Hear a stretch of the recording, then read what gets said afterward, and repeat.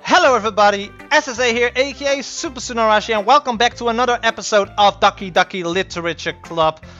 I said in the last episode that the last episode was a little bit short, but after I was done recording, I found out that I was recording for about 20 minutes. So it was like the same, amount of minutes I want for an episode. So don't worry, this episode won't be like 30-40 minutes or something like that.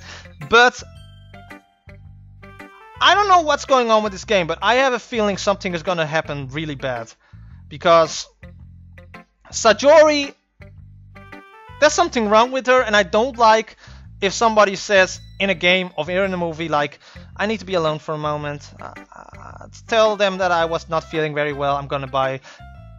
Because most of the times in video games or movies, it's bad. It's bad. So I don't know what's happening with Sajori.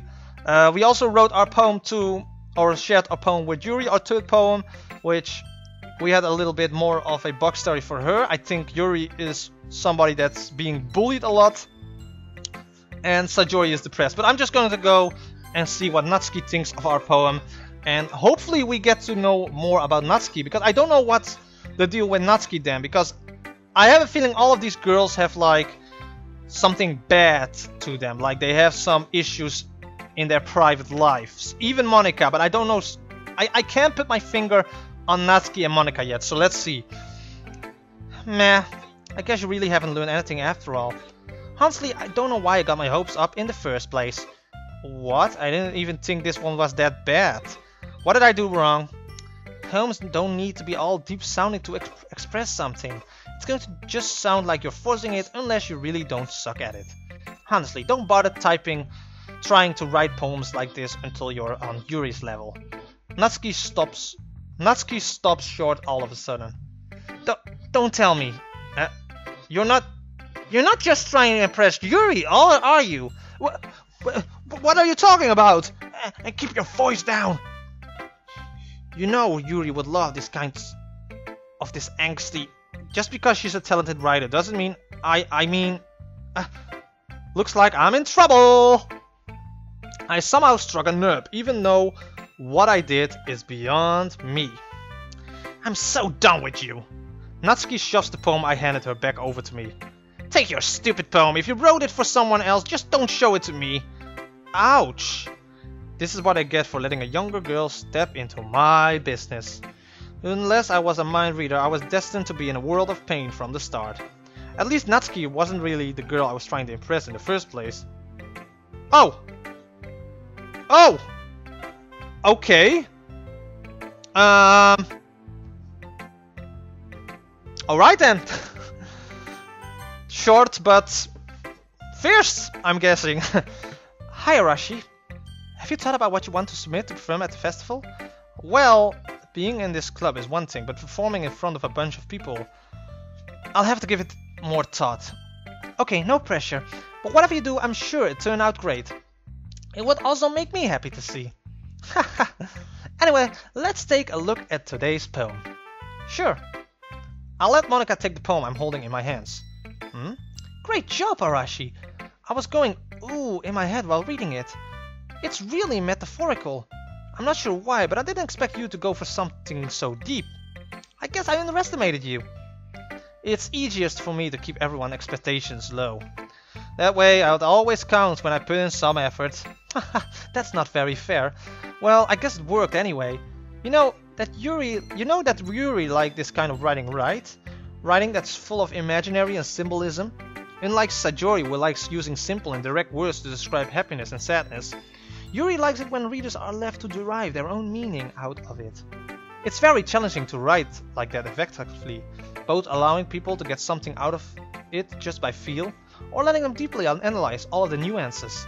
It can take years of practice, which I'm assuming Yuri has at this point. I never really asked though. I'm sure I'm nowhere near her level yet. Don't worry so much about that. You do your own thing. Just keep exploring and learn by trying new things. Anyway, I'll share my poem with you now, alright? Alright.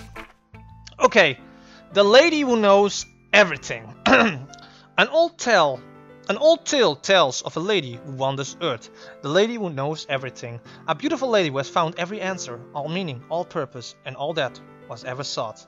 And here I am, a feather, lost adrift, the sky victim of the currents of the wind.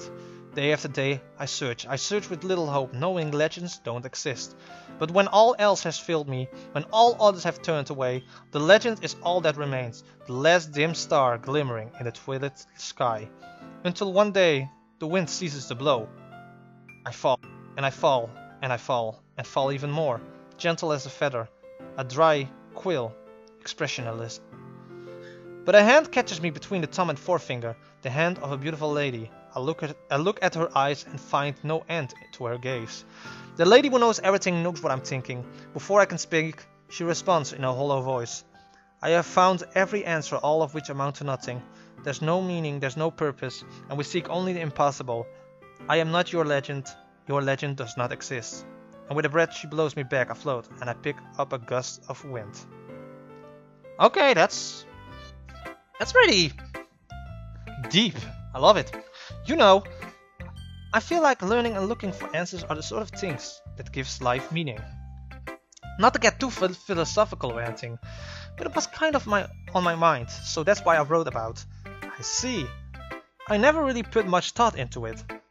In a way, it's almost paradoxical, because if we had all the answers, wouldn't the world start to lose its meaning? You know, there's one thing I noticed. It seems like everyone in the club prefers writing about things that are more sad than happy. There we go! There we go! Finally! My God! Finally someone noticed! God damn! Ha! Are you surprised? I mean, if everything was okay, we wouldn't really have anything to write about, would we? Humans aren't two-dimensional creatures. I think you know that better than anyone. You mean one-dimensional? Ah, yeah, that. Anyway, here's Monica's writing tip of the day. I don't like that she's like dismissing it on that.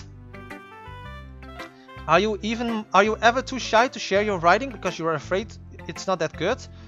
It can be really disheartening to get a lukewarm response to something you can put so much into. But if you find other people who enjoy writing, then sharing becomes a lot easier. Because instead of just telling you that your writing is good or okay or bad, they'll want to focus more on everything that went into it and the things you can work on. It's much more encouraging that way, and will make you want to continue improving. It's almost like you having your own little literature club, don't you think? That's my advice for today. Thanks for listening! Okay, you three, we're all done sharing poems, right? Why don't we start figuring out... Hold on a second, is it just me or did you say something strange just now? Eh? Something did sound a bit unusual. That's right, you deviated from your usual catchphrase when addressing the club. Catchphrase? I don't have a catchphrase. Jeez, why is the mood so weird today? Look, even Yuri isn't immune to it. Stagnating air is common foreshadowing that something terrible is about to happen. In your books, maybe. Look, the only thing different is that Sajori isn't here. Okay, there is something is gonna happen. I know it. It seems you're right. Sajori always helps lighten the mood a little bit, doesn't she? It's almost like everyone's balance is thrown off a little when she's not around. Where the heck did she run off to anyway? I thought she just went to pee. Natsuki, please show some decency. Oh, come on.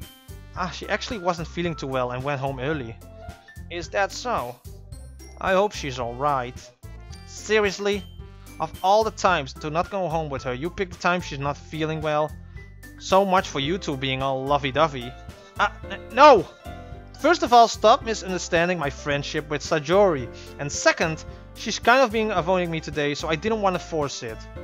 Oh. That curious expression coming from Yuri of all people? Calm down, guys. I talked to her earlier and everything is fine. What did she say? Anyway, we need to figure out the rest of the festival preparations, so let's decide what everyone will be doing this weekend. I already know what I'm doing. That's right, Natsuki will be making cupcakes. We might need a lot of them, and different flavors. Can you handle all that by yourself, Natsuki? Challenge accepted.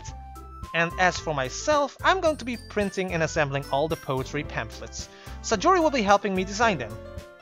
And as for Yuri, you can... Guys, can you help me come up with something for Yuri? I'm useless. No, that's not it at all. You're the most talented person here, you know. Now Natsuki spouting too? Jeez, even I can tell now. I guess I never gave Sanjori enough credit, but I can tell that things are even harder on you when she's not around. That may be the case, but if I can't also be the leader on my own, then I won't grow as a person. So, Yuri, you have beautiful handwriting, you know. So you should make some banners and decoration to help set the atmosphere. Atmosphere? About that, I love atmosphere. Yuri's expression suddenly changes as she stares at her desk in focus and starts nodding to herself. Your mind is already racing, I see. That's great. You'll be a wonderful help, Yuri. But anyway, that just leaves you, Arashi. The one who's truly useless! Don't say that. In fact, both Natsuki and Yuri have some pretty heavy tasks to handle.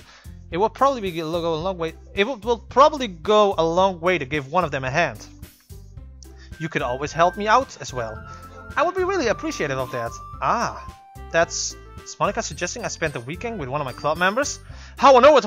Oh my god! Oh my god! How can I even? Oh, it's getting hot in here. How on earth? I'm going to dress around and I suppose I wouldn't mind a bit of help. Well, even if you don't know how to bake, there's always some dirty work I could give to you. It's not like Monika's going to give me a choice, and you shouldn't be sitting on your butt anyway. Natsuki tries to mumble a bunch of excuses like that.